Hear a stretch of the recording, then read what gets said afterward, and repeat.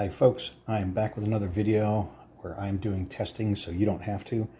This one is going to be pretty short. It's mainly just a follow-up to a previous video I did comparing DIY dehydrated food against purchasing freeze-dried.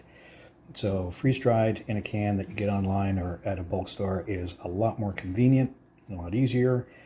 DIY dehydrating is a lot cheaper and you have more control of what you're doing. And last time in the video I compared both dehydrated beef and chicken and found that dehydrating chicken breast does not work. When it reconstitutes, it was really tough and very chewy, even while I was reconstituting it in a container overnight in broth. Then after that I put it in a crock pot and let it simmer for like 8 hours, a bunch of other stuff, and made it a little soup. And I was able to eat it at that point, but it's still very chewy. Kids didn't like the meat, but they all loved the broth and everything and ate that. So then I was doing some checking and saw that if you want to do dehydrate chicken, you should use ground chicken instead of chicken breast. But then there's two other things that people recommended, or some things that some people recommended was using breadcrumbs as well. So I did some with and without, or with and without breadcrumbs. You cook it up, you chop it up just like ground beef, you cook it, dehydrate it, follow the same methods.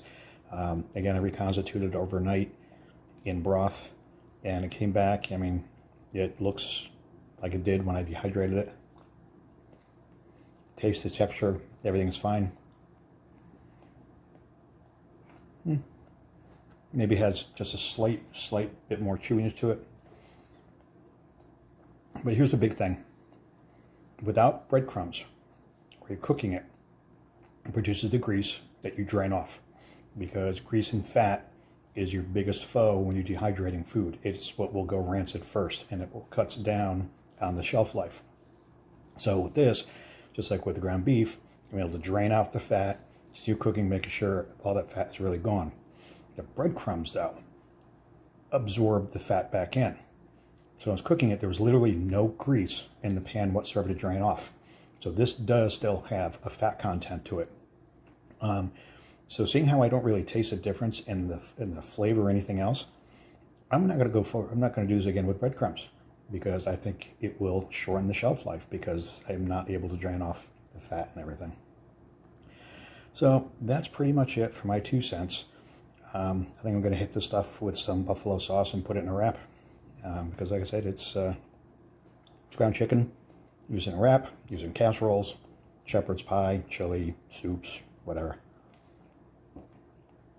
So,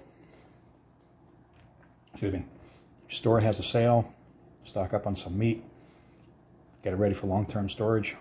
So the next time something stupid in the world happens, like with this pandemic, and there's runs on the stores, and threats that the supply chain for meat might be interrupted and everything else, you're not going to be in panic mode like a lot of other people, because you've prepared.